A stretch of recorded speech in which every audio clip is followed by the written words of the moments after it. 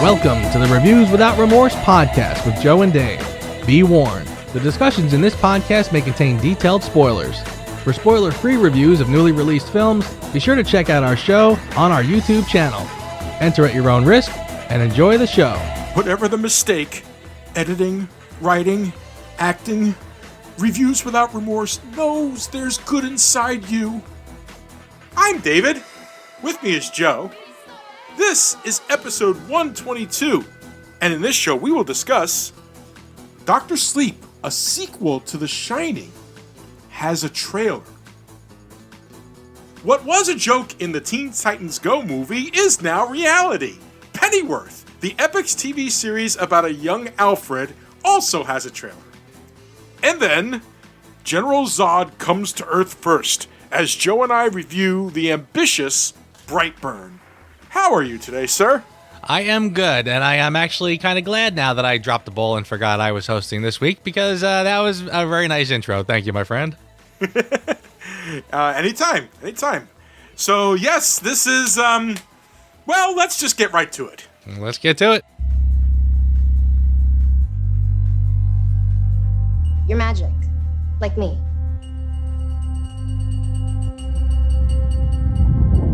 I need you to listen to me. The world's a hungry place. A dark place. Hi there. I only met 2 or 3 people like us. They died. When I was a kid, I bumped into these things.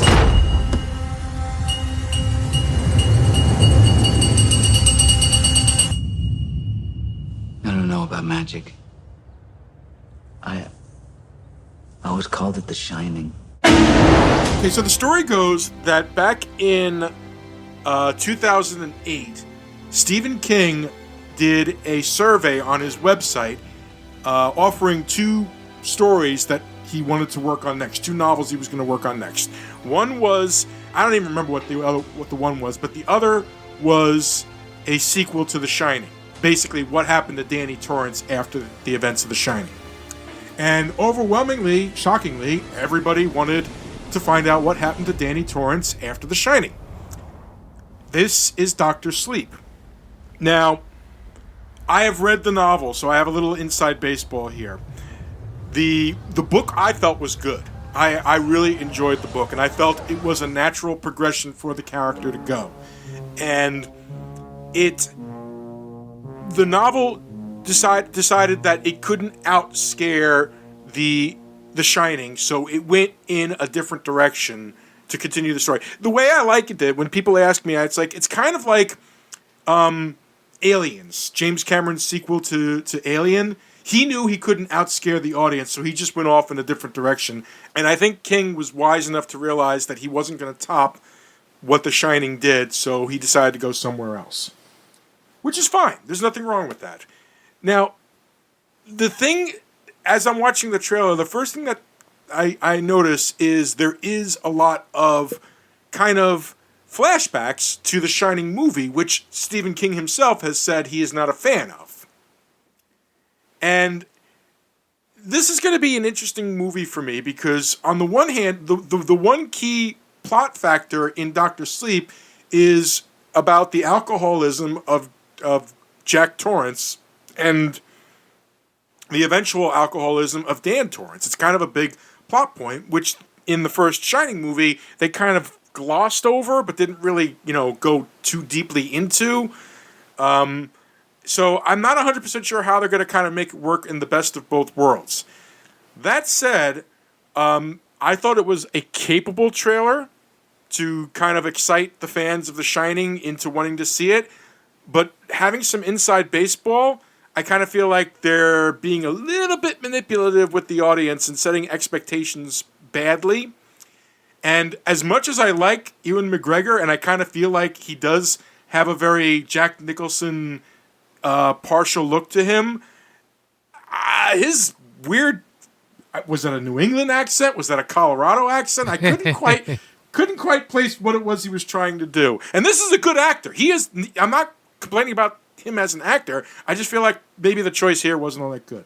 That said, as a King fan, I'm going to want to see the movie, but I kind of feel like this trailer didn't sell the audience the right story, unless they changed the story completely. Joe, what did you think? My friend, I think you crystallized my thoughts pretty perfectly, because I have not read the book. I didn't know there was a sequel to The Shining at all. I could see where that would be a very, that book, that topic would be pretty rich, a pretty rich environment to do as a book. Watching the trailer, honestly, I got nothing out of it. Honestly, if anything, I kind of felt like the quick cuts they kept doing back to The Shining made me feel like this is not that. Like, you're sort of highlighting the fact that this feel is very different. Every time they would cut over to a clip from The Shining, I'm thinking stark and cold and chilling and sinister, and then they would cut back to this, which just kind of had this kind of modern. What was the movie with John Cusack in the hotel room? It was called Room ... something. Did you see it? Yeah, I know the one you're talking about. I don't remember the name of it. Yeah. Yes, I know what you're talking about. It was kind of giving me just a mild vibe like that. Like, it was kind of just a modern take on, and that was a pretty good movie. I'm not, but it's kind of movies like that. You feel that the director does not have a very distinct voice, not like Kubrick. I mean, I'm not. I mean, it's, again, you're talking about a master, so it. To say that you're not stacking up to Kubrick is kind of like, well, duh, let's be fair here. But again, you're diving into that material, so I can feel the difference.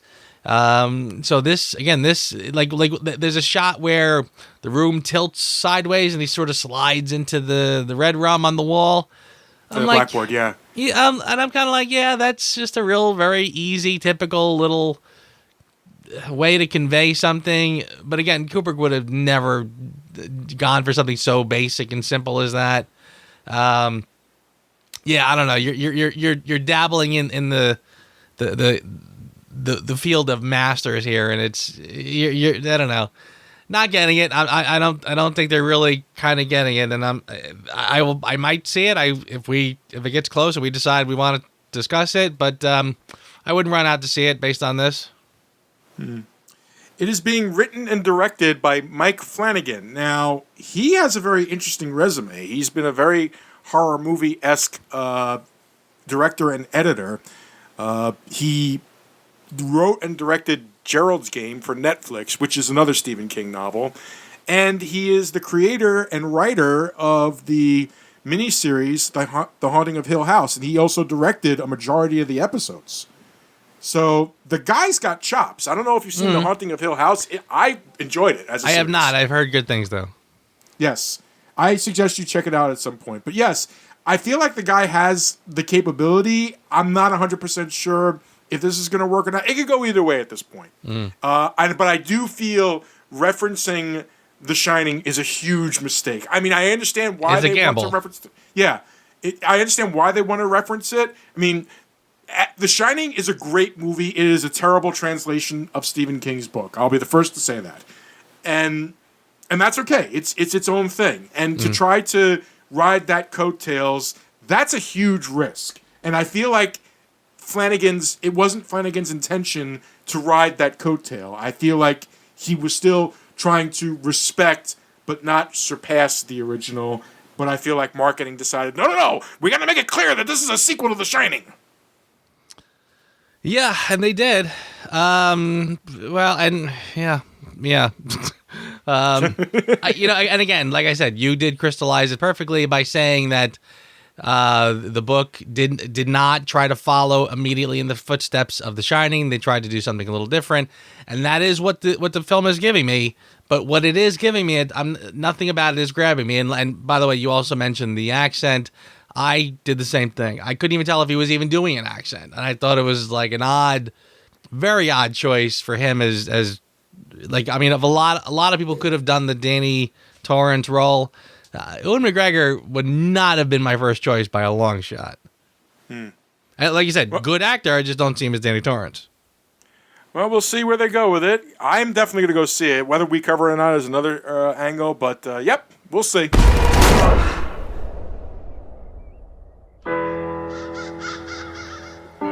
The army, I'll have no more to do with it now. I want to be my own man. I started up a security firm. My apologies. Thursday night's always a bit naughty. We can meet Saturday. It's going to be a nice day. It's rather forward of you. No, I saw the weather forecast. I didn't get your name. Pennyworth. Thomas Wayne.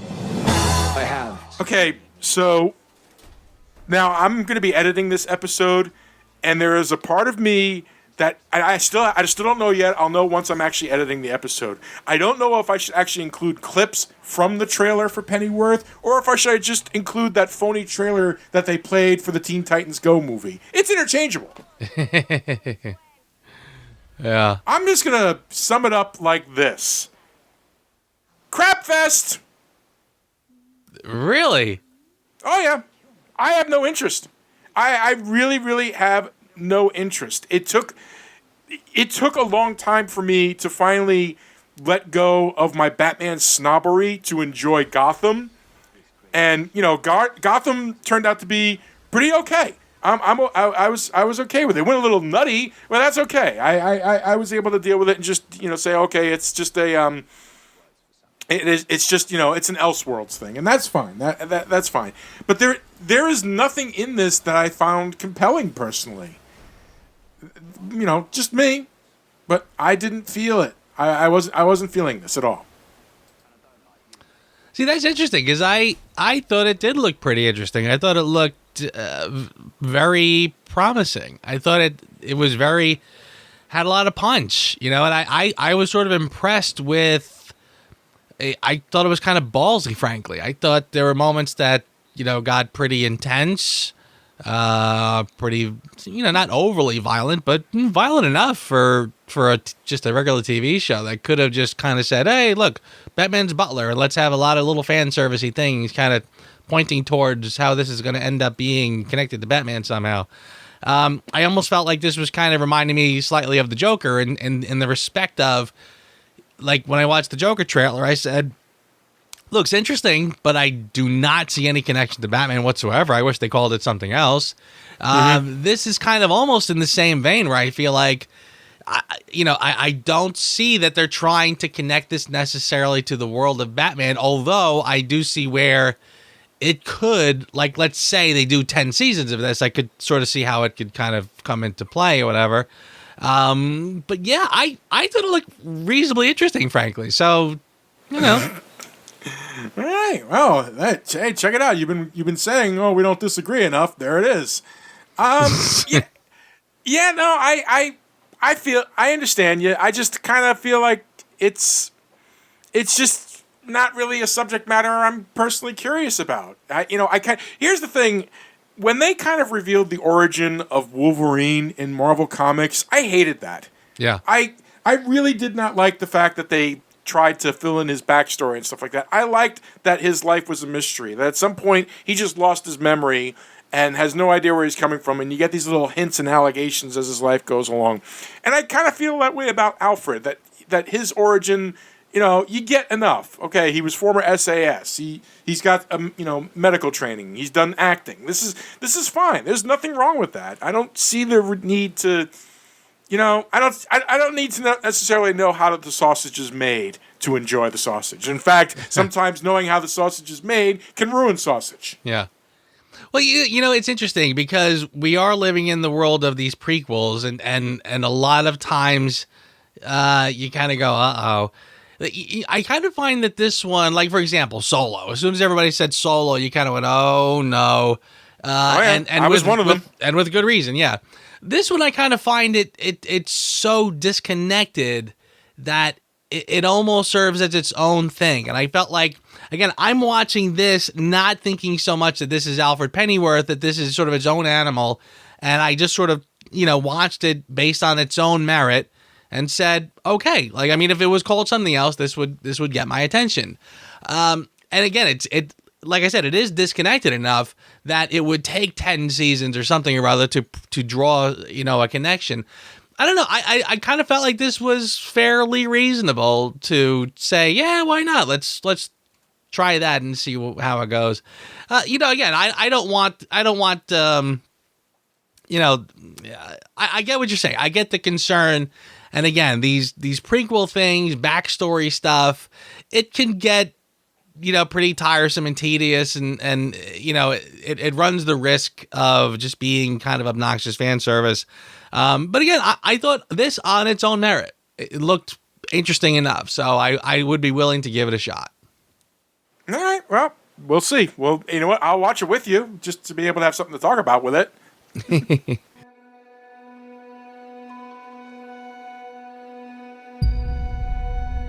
Mom, who am I? You are a gift.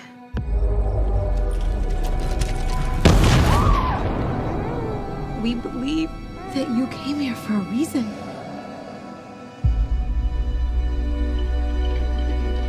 I know it's been difficult for you lately, that you feel different from other kids. Touch the floor, Brian!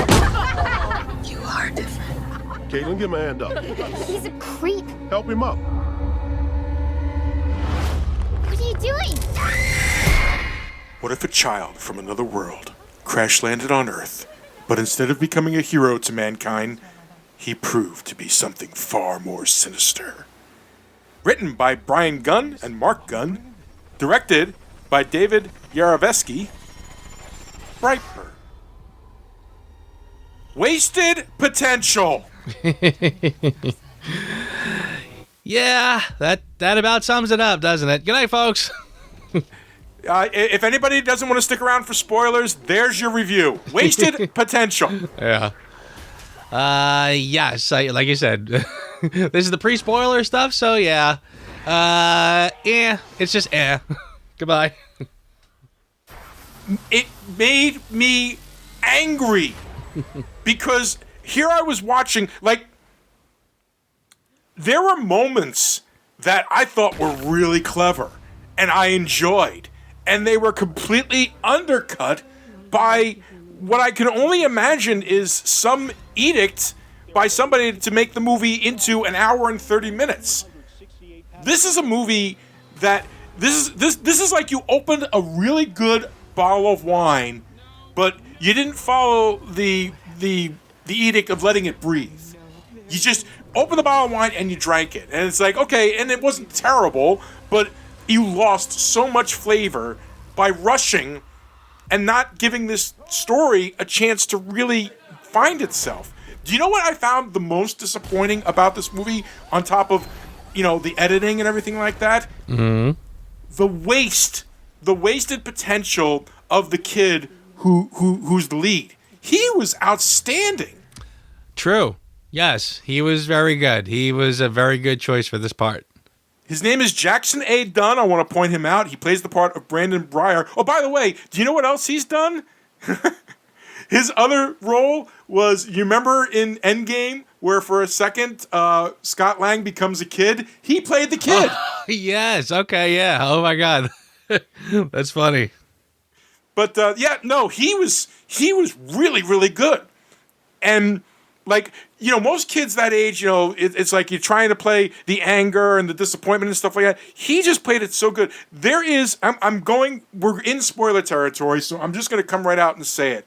Like, the moment in the movie where Kyle shoots Brandon in the back of the head, and the way he looked at his father yeah, was fucking brilliant. And I'm going to have to bleep that now, because when that happened, I actually put my hand in my mouth like, holy shoot, this kid is outstanding. Yes, he is. He is definitely the bright part of Brightburn. Excuse the pun. But yeah. Boo! But yes.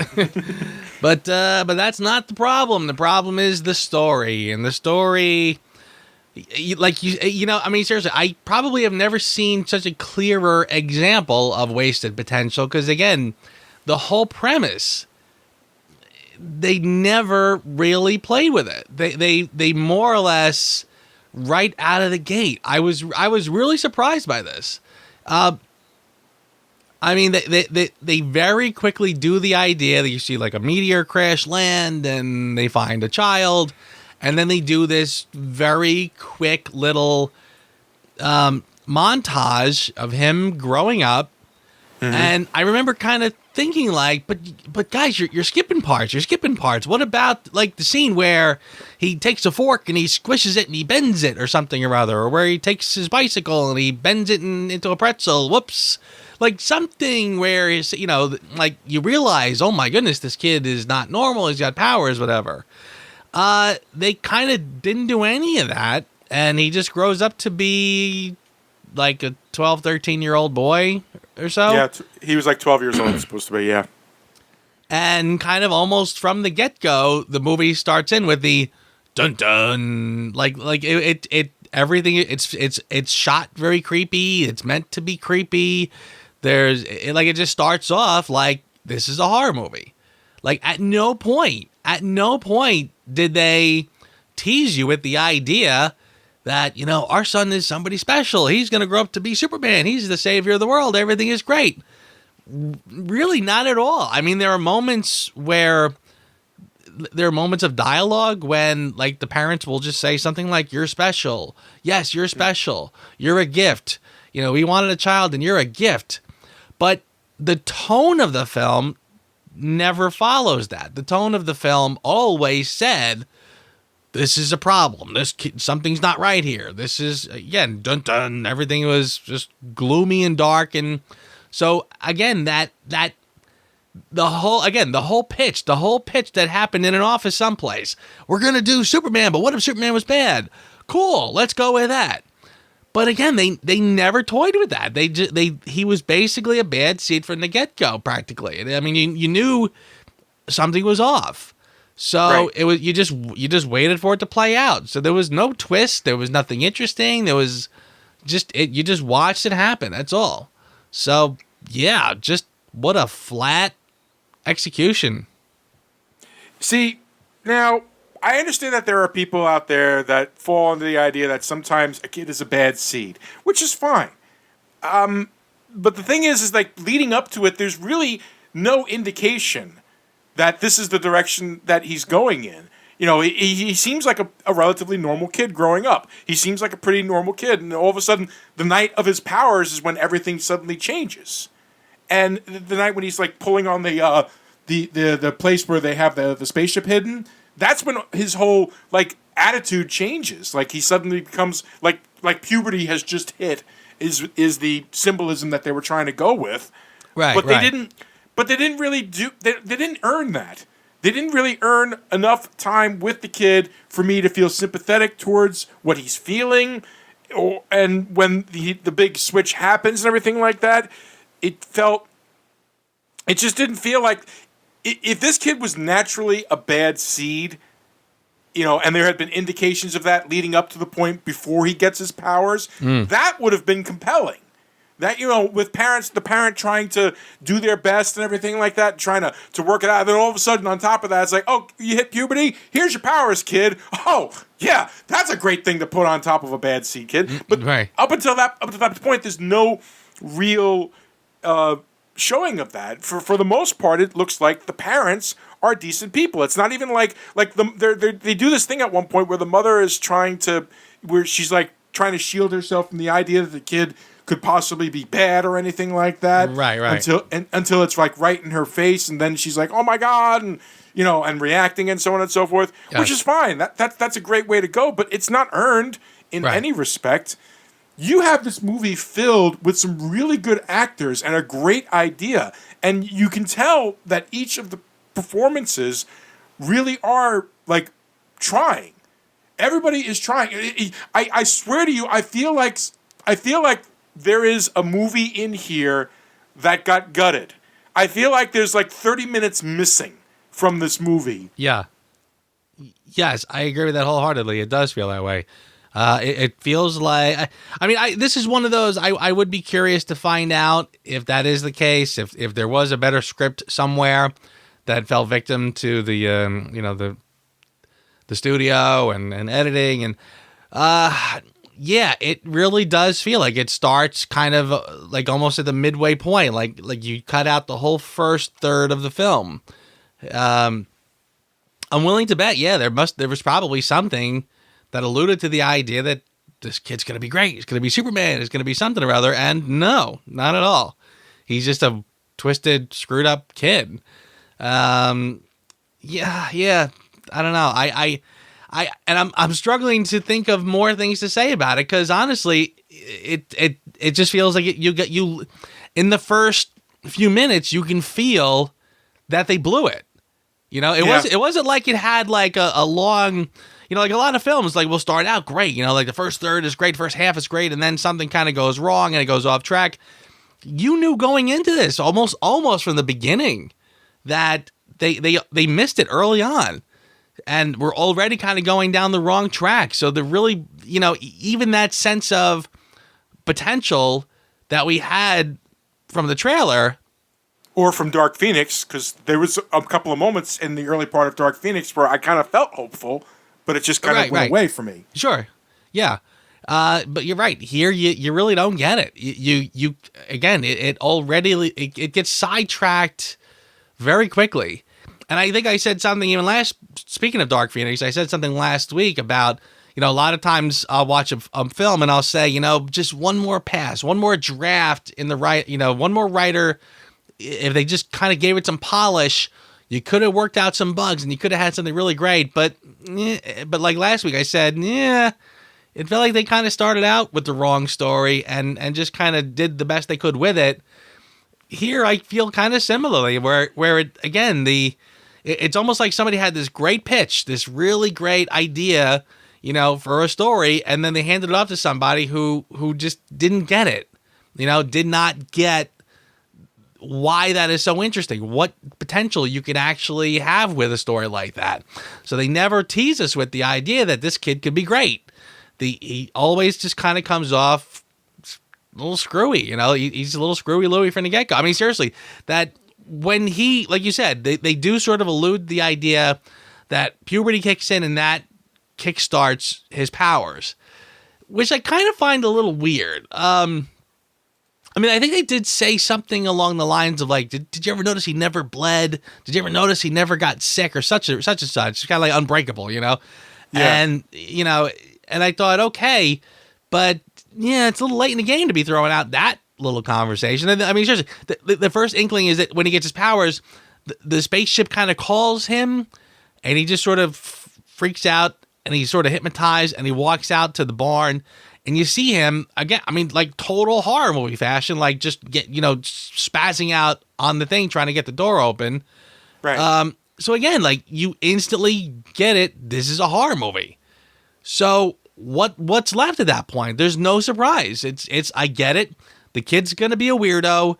It's going to be a horror movie. It's going to go badly, and we're just going to watch it play out. So you're just sort of watching the clock run down. So, yeah, I mean, and like, seriously, like, I mean, okay, we've established that we didn't really like the movie. Like, the movie did not live up to expectations, and now it's a matter of like, well, how bad or how good was it? Honestly, I kind of felt like once that was ruined, it really had, the movie was struggling to hold my attention. I really felt like I'm just sort of waiting for it now to finish up. And there was, again, not a lot. I mean, the only real kind of tension and dynamic that actually was left was the parents. The back and forth with the parents about how, you know, again, like the father was a little faster to say, okay, let's deal with what's happening here. This kid is Screwy Louie. You know, he's not our kid. We found this kid in the woods. He, you know, but he could have a screw loose, whatever. And of course, the mother's like, how dare you speak about our child that way? And she, for the longest time, is holding out hope that she can turn him around. That was okay. That was decent. I thought I liked both parents. Elizabeth Banks, I believe, is the mother, and I'm not sure who the father was, but I thought he was very good. His name is David Denham. Yeah. Denham. He's been in a bunch of flicks, but that's beside the point. Go on. You know, I thought that was fine, and I thought the dialogue was reasonably good. And even the scenes like when they get called down to school. I mean, the kid breaks the girl's hand, So, okay, all right, I get it. This kid's a bad seed. Like, I mean, you can't get much worse than that. You're coming out of the gate. But I will say that the discussions, the tension between the two sets of parents, the girl's mother versus versus this kid's parents, I thought it was executed reasonably well. So, yeah, again, it just sort of adds to the frustration that they did not take the time to cultivate what would have been an interesting story. So, yeah, but as a whole, I can't say that the film really did much to sort of hold my attention. I mean, it is frustrating. The writing is not terrible. The dialogue was decent. The performances are good. Like you said, the kid playing the little boy is really good. The parents are good. So it was really just a frustration. I'm watching a reasonably good execution to the wrong story. Yeah. You know what the sad part is that because of the sheer disappointment that is this movie, I don't really have a lot to say about it. You're right. I really don't. I feel like, out of the gate, I gave the kid props, said the movie had such potential that it wasted. Should we go back and bicker over the Pennyworth trailer a little more? I mean, I agree with you. I mean, yeah. Well, you know what? Who says that the show has to be an hour? We can do whatever the hell we want. This is our freaking show. But it's just all right. I liked how they did the tension with him when he's going around his aunt's house and everything like that. I felt some of the visuals with him, being in the background and stuff like that was very nicely done. The effects were okay. He came across brilliantly. There were some character choices. Like, I don't understand why the dude is like, oh, look, I found my nephew in my house, and I'm going to take him home. But now I realize he's a superpowered git, but, not run back into my house. I'm just going to drive away and leave my wife home alone, Yeah. Didn't get that. Didn't get, like, little character moments like that. It turns out that it's weirdly... It really tried to make its own little, like, superhero universe. Did you ever see the movie Super? I feel like it sounds familiar, but tell me. Okay, it's with it's directed by James Gunn, so we already know there's a pedigree there. The basic gist of it is Rainn Wilson's character just gets fed up and puts on, like, the red costume and starts beating the crap out of people and yelling "shut up, crime" and stuff like that. No, I definitely did not see that. You definitely you need to see that. Okay. It is not a terrible movie. But anyway, yeah, there's a scene at the end during the credits where Michael Rooker shows up as, like, a crazy conspiracy theorist and talks about, a guy who swims underwater and, like, is rolling over stuff, and a woman, who's using a rope to choke people, and some guy who's going around with a freaking wrench and beating up people and so on and so forth. They're making this was intended to be like a universe. Like a superhero universe, an odd superhero universe. That's funny. And I'm like, hubris? Yeah. You know what's funny too? I remember at some point, well, I'll just say this. I thought that the gore in this movie was interesting because it almost felt like it was out of place. A little. The glass in the eye thing just felt overdone. Well, that and the fact that was a little overdone, and like you said, it just sort of felt like all of a sudden we're kind of in this kind of gore movie, and it feels a little out of place. The one that really kind of got me was when he picks up the truck with the uncle in it. The jaw, yeah. Right, and drops it, and he smashes his face into the steering wheel till his jaw literally is falling off his face. And it was like, did the skin rot? Why would the I mean, it was. I think it literally fell off at one point. And I was like, okay, I get what you're going for, but I don't know if that's exactly what would happen. But yeah, it just felt a little. And then again, this is sort of one of those movies. I feel like this is one of those films that you would sort of catch as like a preview screening, when they do the test audiences. Because I feel like when you get pulled into one of those, like when they do a test screening of something and you do the test audience bit, usually it's a film that can't find its identity. You know, there was something I saw years ago. I won't even get into it because it was just so weird and disjointed. But I remember saying at the thing, I was like, this movie doesn't really know its identity, and I kind of feel like that's usually what you're talking about when you go to a test screening. That's kind of what this felt like. I feel like I'd be sitting in the test screening audience and I'd be saying exactly that this film doesn't really seem to know what it wants to be, because on one hand, it's just kind of a simple, pseudo horror thriller. I mean, the fact that the kid's doodling this design on everything, like that, it was almost like that. And that was before he even knew he had his powers, by the way. Right, yeah. So like all of us, right. It was sort of a weird little omen, and pun semi-intended. It's kind of like this omen that he's going to be this bad seed, etc. So, and again, it was weird because I remember even as the movie's playing out, when these bad things would happen, he would leave that mark around, but then later he would sort of deny that he was there or say that it wasn't him. So it's kind of like, well, which is it, kid? Do you want to be known as the murderer of all these people? Do you want people to be scared of you? If so, why is the pretense? I mean, again, like the kid knows he's literally like Superman at this point. So right. It was almost like when things started to happen and things got that out of control that he was literally murdering people. Well, why even keep the pretense up? He would still go home and tell his parents, "Oh, I was here, I was there," and the father would even yell at him, say, "Go to bed" or whatever. And he would sometimes he would listen, sometimes he wouldn't. But later on, like as things were progressing, he would go to his room or whatever. And I remember kind of, again, I'm sitting there going like, well, I'm not getting why the pretense now. You're literally leaving your marker places. You're kind of you've accepted the fact that you could do whatever you please and not get hurt. So I mean, at that point, the kid just he could have just started the big super tantrum and just kept on going. Why even keep the facade going? Disappointment is pretty prevalent throughout this entire movie. There is really no nicer way of putting it, because there is such potential. I texted you after I finished watching the movie. I texted you that I was angry. and by the way, I was not ignoring you, but I was trying not to engage because I was like, no, I'm thinking, I understood. There's so little to talk about.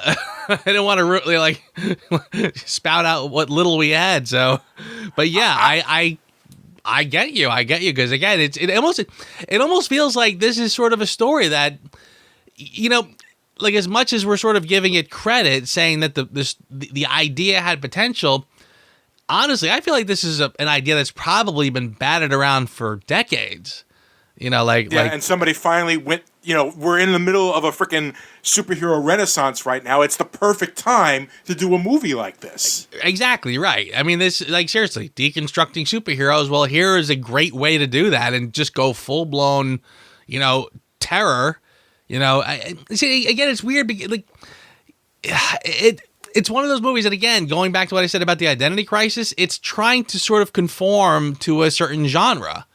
And they tried to conform to making this a horror movie when, honestly, you really could have sort of made your own genre, frankly. I mean, it really should have had more of a chronicle kind of a vibe to it, I think. Right, yeah. You could have really just gone kazoo and really done whatever you wanted to and blended genres to come up with something wholly original. But instead, they kind of was like, they just decided to sort of take this and conform it to traditional horror tropes. And that's why it just feels so wildly disappointing. I mean, seriously, the whole scene where he goes to the restaurant where the girl's mother works to kill the mother. Well, again, why all the pretense? Why sit there and draw and doodle your little design all over the windows? Then you bust. Then something happens and the electricity happens and the lights all explode. She gets glass in her face. She gets the scene with the big chunk of glass right in her eyeball, which is supposed to be ew, gross. and now she can't see the kid. But again, what's the point? Why are you trying to make this all Stephen King when you could have just walked in there and murdered her? Like again, no. Why the pretense? It doesn't make any sense. And again, he's leaving his mark all over the place, so it's not even like he's trying to be inconspicuous about it. So seriously, like again, when I say identity crisis, this movie is wildly just no idea what it wanted to be. And again, they probably just banged out a script really quick, and that's it. They just ran with it. Nobody looked at it and said, "Oh, wait a second. You're kind of missing the bigger picture here." After your dad and I got married, we prayed for a baby for so long.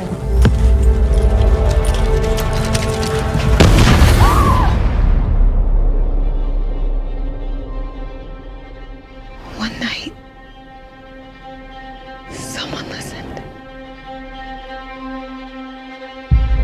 All right, you know what? They abbreviated what could have been a great movie. So I'm abbreviating what is already an awesome show. And I'm saying let's go right to scoring. This is how angry I am about this movie. I was so excited about this movie. Yeah. I liked the look of it. And I thought this could be really work. And then to watch all these actors and actresses give their all to something that they just screwed up. No, screw it. We're going to scoring. We're going right to scoring. I want to hear your score. I want to hear it right now. Go.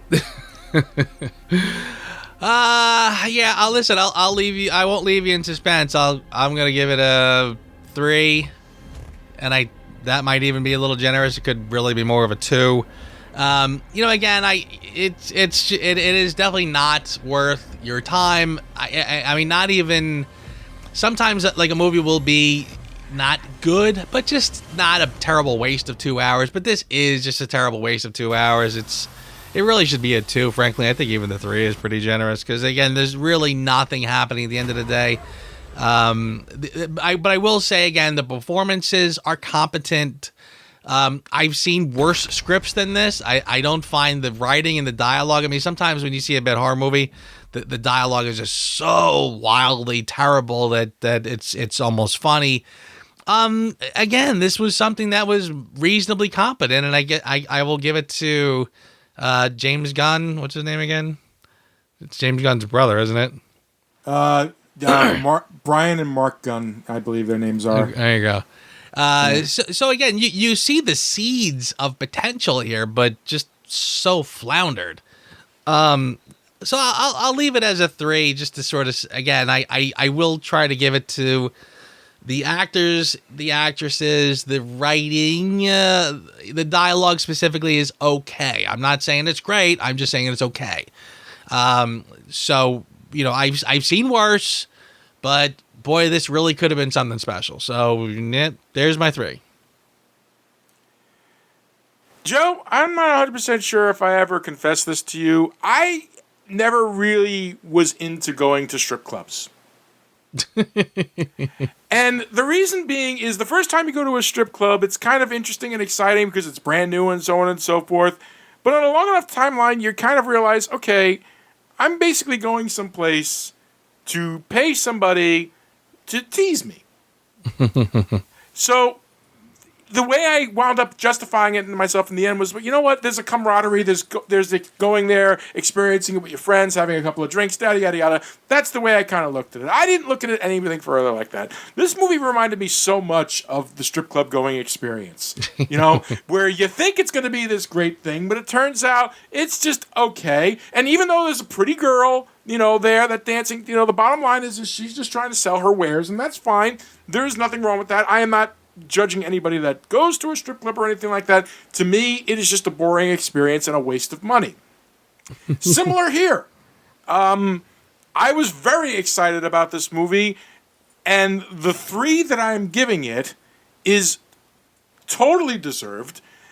In fact, the only reason I didn't go lower, I didn't give it a 1, is because the potential here was just so damn good that there were moments that worked nicely, and because the kid who played Brandon was just too damn good to just not give him credit for,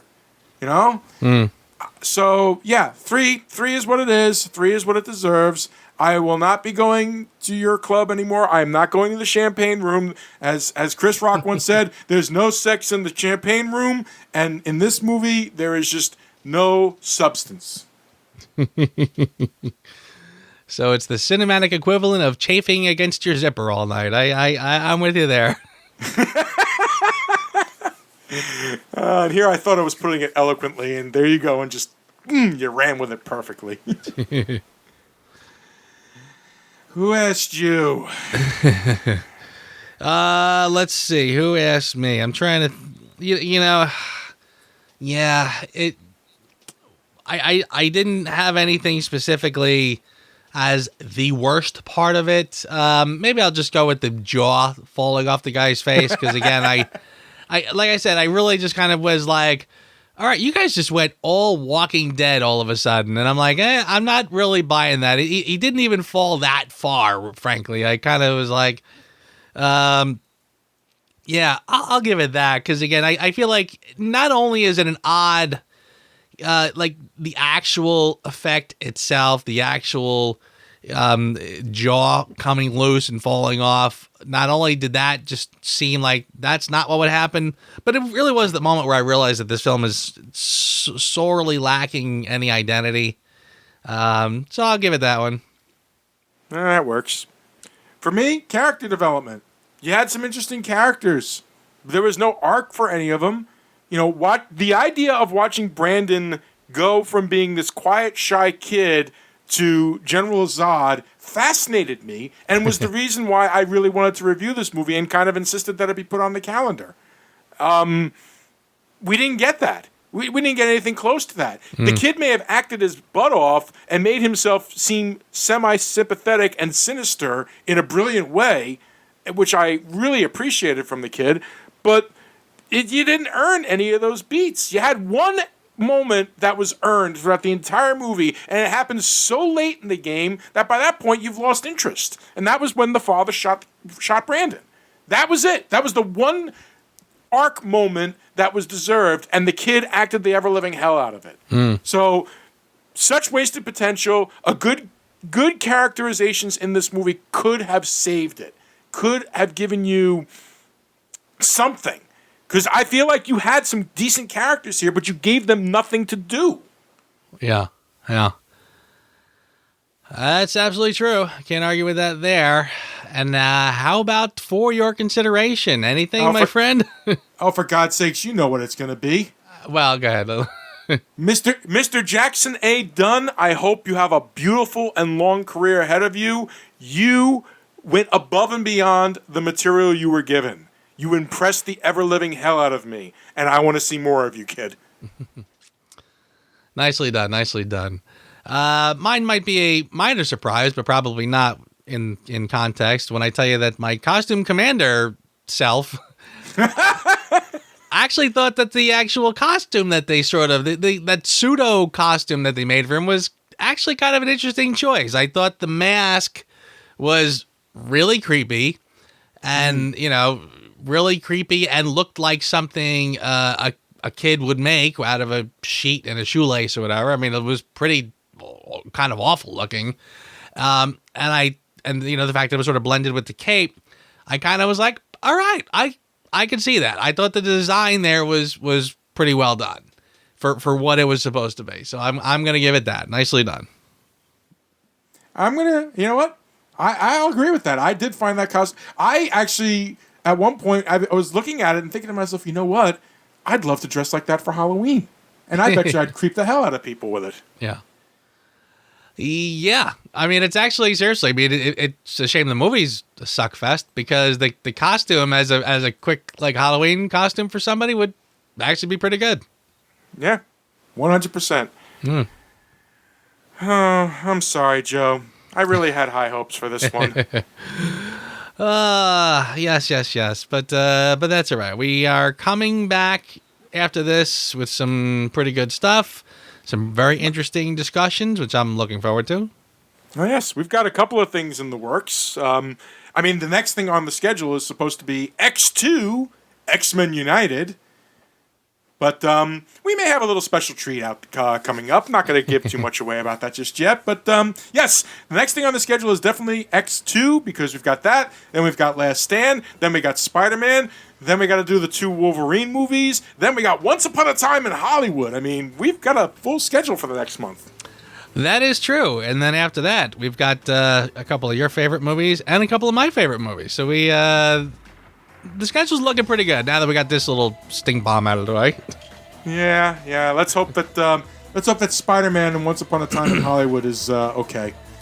I will be very surprised if we're not happy with Spider-Man, but actually that one is looking interesting. You know, not the direction I would expect necessarily, but we shall see. Yeah, I'm ignoring trailers, so I have no idea what you're talking about. So there we go. Smart man. All right, but on that note, Joe. Sorry about the abbreviated show. Abbreviated show for a movie that undercut itself and abbreviated itself. Screw that movie. Quite all right, my friend. Quite all right. So until next time, have a good night, sir. See you next week.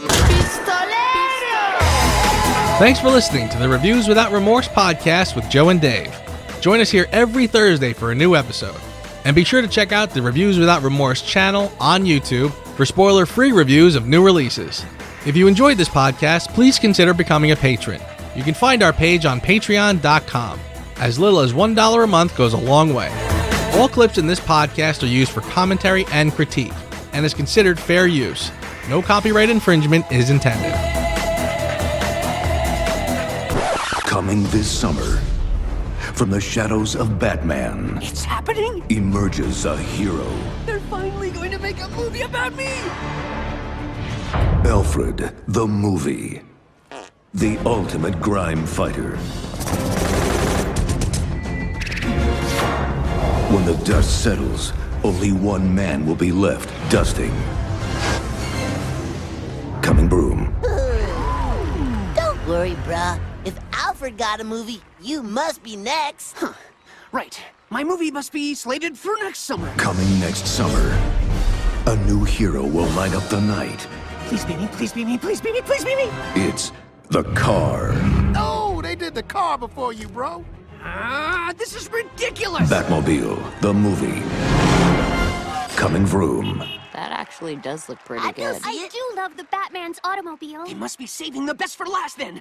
I'm sure my movie is next summer. Coming next summer, the story of Batman's greatest ally.